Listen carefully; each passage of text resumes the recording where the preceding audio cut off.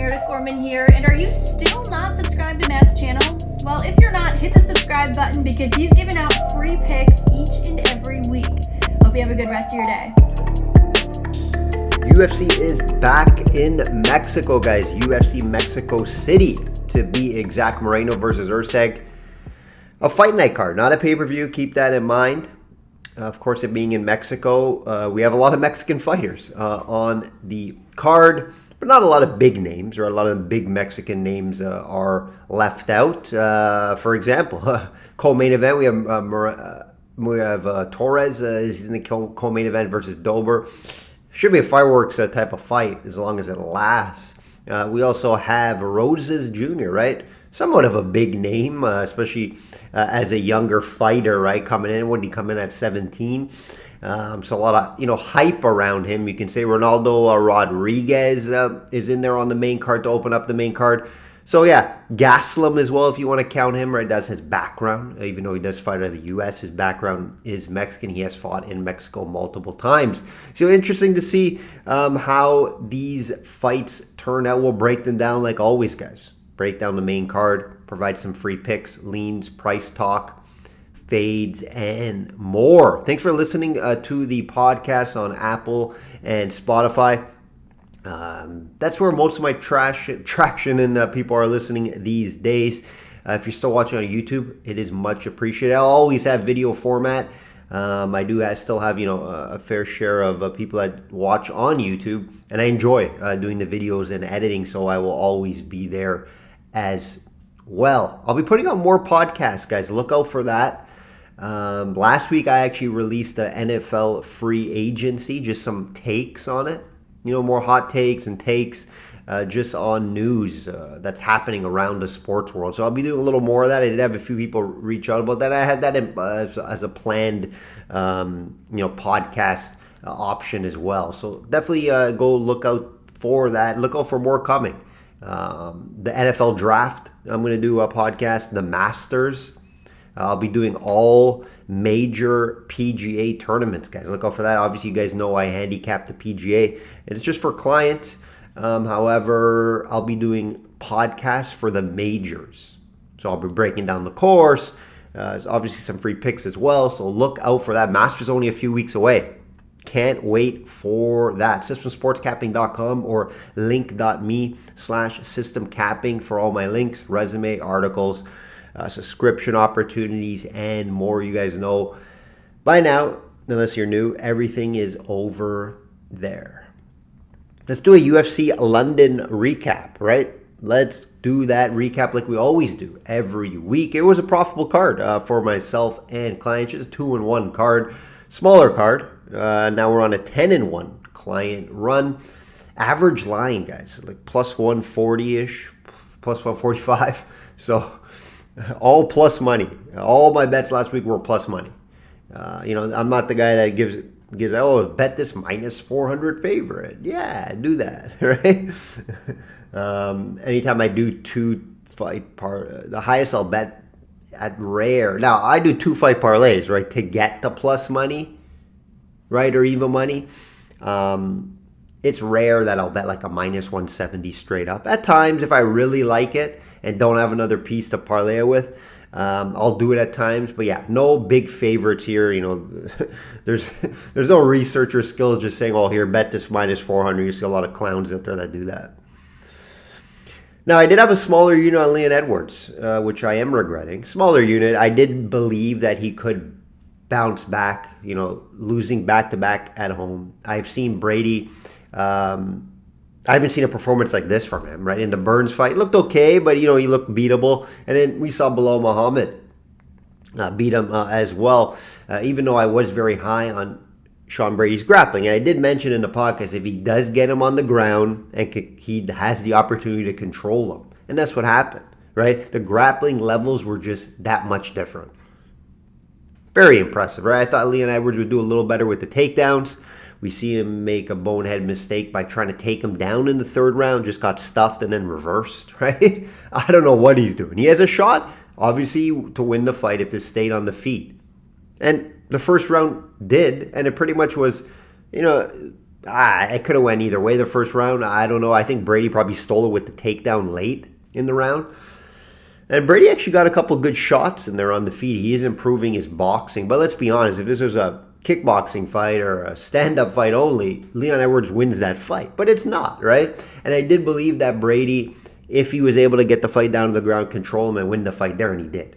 I just like the price, right? Plus 134, I believe I got it at on Edwards. So I took a small shot, small unit. I missed out there. Hats off to Brady, right? His best performance yet. Very impressive win from him. He's going to be a problem. I'd love to see that Bilal rematch. Even Shavkat, I would love to see that fight if he's healthy. So for him, it's either winner between Jack and Bilal or Shavkat. Depending on if Shavkat's hurt, injured, I don't know what's going on with him. That will be an interesting fight. Our main bet cash, though, on the night, we had a 2-fight parlay at plus money, and it was a round parlay on the overs. We hit the over on the Wood fight and also on the Yan fight. So the overs parlay hit. I think it was like, what, plus 120 something? I can't recall exactly, but we hit that. We also hit on Nathaniel Wood to win the fight at plus 118. The books had the wrong guy favorite there, guys. We took advantage there. And cash on a nice plus 118 win for Wood at home. Wood continues to win. Watch out for Wood. He's climbing those rankings. He is climbing those rankings and loves to fight over in England. Let's continue the winning ways into this week. I shop around like I always say. Shop around, have multiple sports books so you can get the best number out there.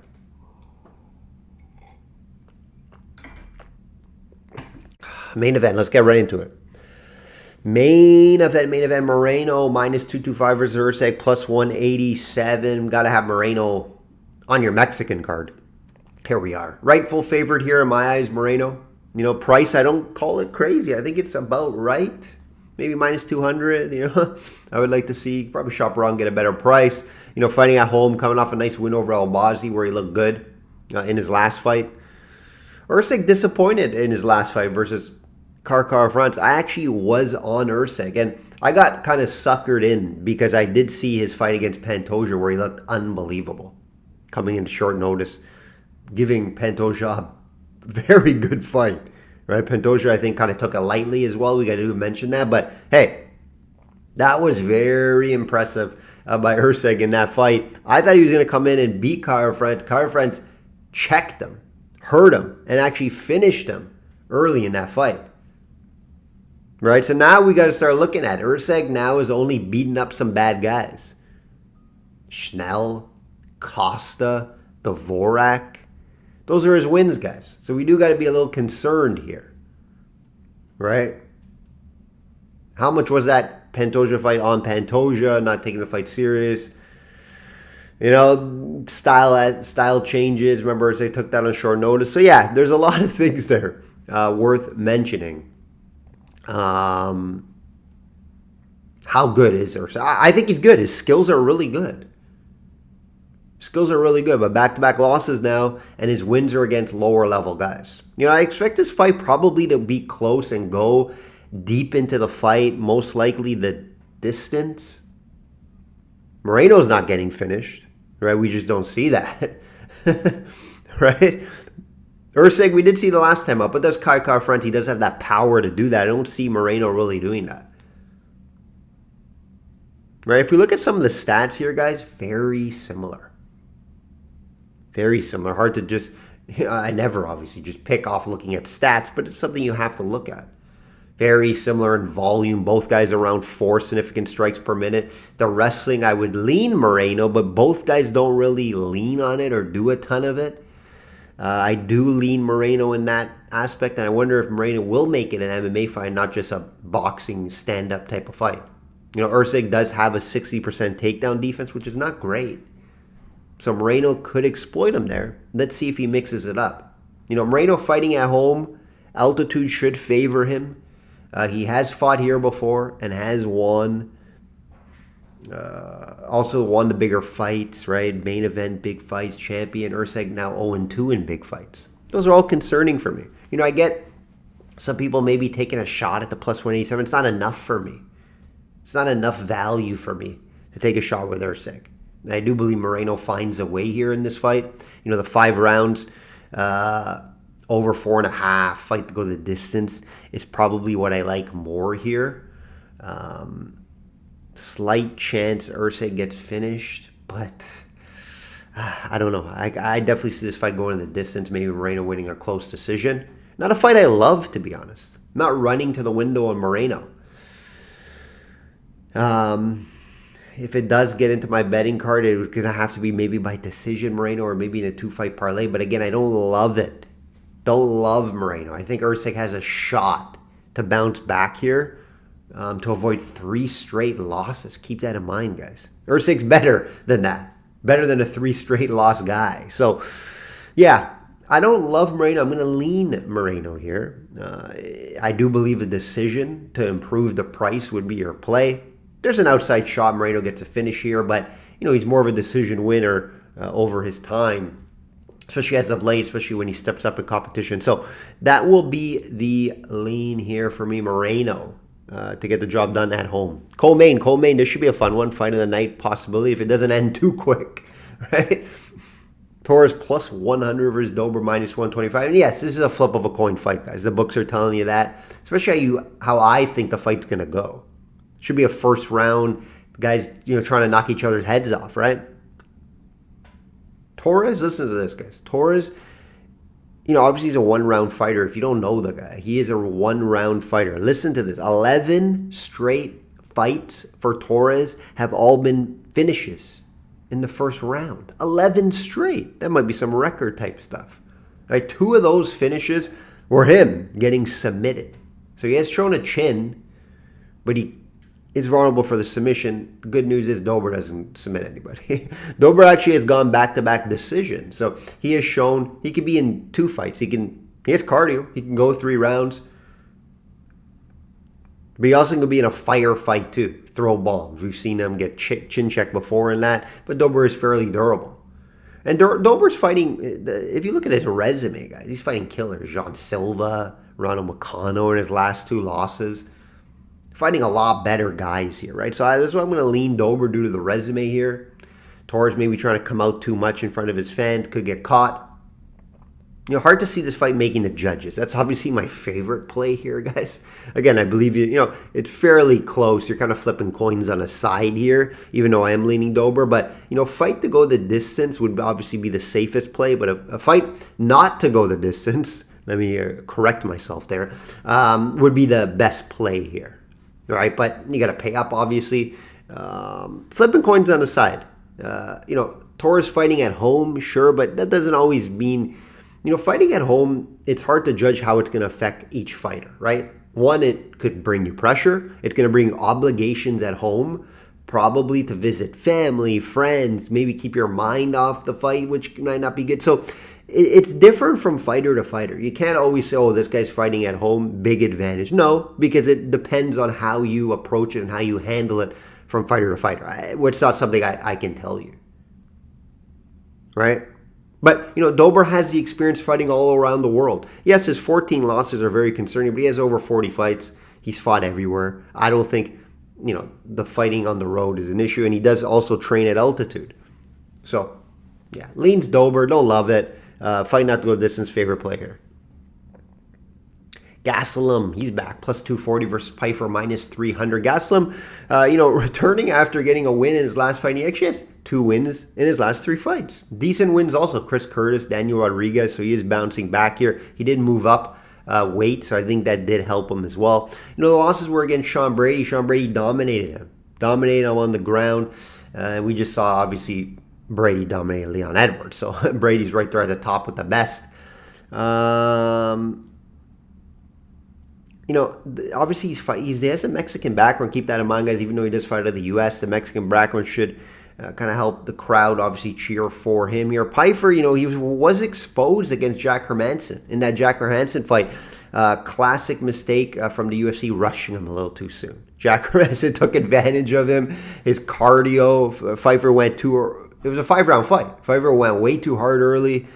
His cardio got checked and lost the fight due to his inexperience there. He returned nicely, got the knockout versus Marc-Andre Barrios, a lower level guy, KO'd him in the first round. And that's what Pyfer is to me. More of a first round, second round type of guy, and then he fades. Gastelum can't knock the guy out. You can submit him. Right? He's never been knocked out, Kevin Gastelum, but you can submit him 3 times. So I do believe if Pyfer gets the finisher, maybe submission, maybe he learned something from Sean Brady because Sean Brady did submit him. So I believe Pyfer has a path if he can get this fight down to the ground. Gastelum's takedown defense is not great, guys. It's not great. He can be taken down. So I do believe that's a sneaky path for Pyfer. Get the fight down to the ground. 59% takedown defense for Kevin Gastelum. Maybe use some of the Sean Brady methods, right? Pyfer, Sean Brady, best friends. They have a podcast together. So I do believe Pyfer has that. He is live for a submission here to improve that price. Because that price at minus 300, no thank you. No thank you. When Pyfer was just fraud checked a couple fights ago, Kevin Gastelum's a tough guy. Been in big fights. Fighting in front of his home crowd. No thank you, minus 300. If I were to bet Pyfer, I would take a shot on a prop here. Or just stay away from the fight completely. And guys that are betting Kelvin at this price, hey, I don't blame you. There's value definitely at this price. But I do believe Pyfer found something. I do believe he woke up. I thought he was thinking he was too good. And then he went against a guy like Jack Hermanson who's very dangerous. And he got checked. And I do believe he went back to the drawing board. I do believe he finds a way to win this fight. Just the price is terrible, guys. Roses Jr. is back. Minus 400 versus Morales, plus 300. The rightful favorite in my eyes, of course, but minus 400, very difficult to back. Let's see if we can bet it. Morales lost back-to-back fights. Not a guy you want to bet on against lower-level guys. Elijah Smith and Lupulus. You know, we know the path for Roses Jr., right? Needs to get the fight down to the ground. His striking is very raw, very green, 60% takedown defense for Morales. It's going to be live there. He's going to be able to get the takedowns, in my opinion, maybe possibly find a submission. Morales has been very durable, but he can be submitted. He has been submitted twice, worth mentioning. None of those were in the UFC, though, so it's been a while. But Roses Jr., one of the better grapplers, even at 20. Right? Excellent grappling. Needs to get the fight down to the ground. If this fight stays on the feet, Morales is live to hurt him. So Roses Jr. will be spamming takedowns. We know that. Morales knows that. Is he going to be able to stop it is the question. Right? You can't bet Morales here, even though it's a juicy price. It just hasn't shown anything to me that he could. His only path is to somehow keep the fight standing and he wins on the feet for 3 rounds. I just don't see him keep it standing. The takedown defense is not good enough. Right? UFC knows how to match up Roses Jr. now. Right? He's 20. They got to continue to give him guys that he can beat. This is a fighter he could beat. So Roses Jr. should get it done. Minus 400, difficult to bet. If you want to take a chance on the submission prop, he could also win maybe like a decision fight because Morales is very durable. That is possible as well. So I don't love the submission. I would lean the submission prop. Probably not going to get a good price out there though. So, possible 2-5 parlay as well this week. That is a possibility. Martinez minus 400 versus Oliveira plus 300. Martinez should be the rightful favorite here. Minus 400, a little steep, but I get it. This is his UFC debut, though, guys. Keep in mind, you got to win on the Dana White Contender Series versus a tough guy. Now he's making his debut at home in front of his people. Actually from Mexico. A lot of people are from Mexico. He's from Mexico City. Worth mentioning. Oliveira, 0-2 in the UFC. Hasn't fought for almost 2 years. This just seems like a gimme, right? UFC's giving Martinez a win here in my eyes, guys. Right? Good 2-5 parlay piece. Shop around, get a better price out there. Martinez by finish could be a look at it. This one's not too. This is you don't need to do too much research on this one, guys. Right? I kind of told you everything you kind of need to hear. If Martinez loses fight, I'd be kind of shocked, to be honest. Be a big upset. So I'm fairly high on Martinez. Like what I've seen from him. It could be a new prospect for Mexico. Last one I'll talk about here, guys. Rodriguez minus 160 versus Borjas plus 130. Rodriguez, right? We see him in some fun fights. Very interesting guy. Very animated, if you want to say. Remember his last fight for Audie Osborne? Fun. Very fun. Was scary though. Rodriguez got knocked down in the first round. Ended up winning the fight. Close one. Fight everyone was shocked was on the main card. Remember? This was at the Sphere. Mexican Independence Day. Remember? And everyone was like, why is this fight on the main card? And it turned out to be one of the best fights on the card. Right? The Rodriguez guy, loves to come forward, durable, like to see him fight. Problem with him, though, especially if the fight goes the distance and go to the judges, his output is so low. His volume is super low, guys. Just over 2 significant strikes per minute. Remember, this is flyweight. 2 significant strikes per minute. At this weight class is not going to get it done when you're fighting better guys. Now, good news is this guy's not that great. This guy from Peru lost back-to-back fights. He doesn't look great. He got KO'd his last time out versus Costa, who I have a lower level type of fighter. But if this is a close fight, if it's a close fight, it's in Mexico. I believe they give it to Rodriguez. Just like they did at the Sphere. But the low output scares me, right? That's why against Rodriguez, if he's fighting someone better, I would probably fade him. Here, I think I could back him, right? Fighting at home, durable, not high on bras. So, yeah. I could back Rodriguez here. The price isn't terrible at minus 160. Just get those strikes up. Get the volume up. You got to have high volume in this division, right? His opponent's almost at 5. So is it possible that he just gets outstruck? It's possible, but I'm not high. And Barras doesn't wrestle. You can take down Rodriguez.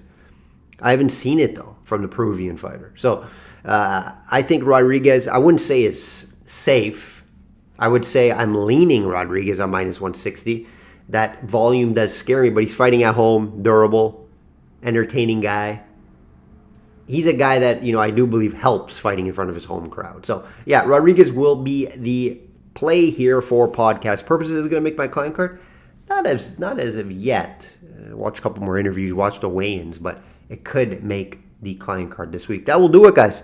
That will do it. Hopefully we do continue this run. We know we always go on runs, right? Last year, 21-2 pay-per-view card run. That's one of my best runs ever. We always go on deep runs. Let's try to expand this run. It's already 10-1, but average line plus 140. That's very good. I'm very happy with that. Let's continue this run for myself and clients, and of course, you guys. A lot of these plays I do give out on here. Hopefully you are listening carefully. Like I always say, guys, bet smart and know your limits. Enjoy this card.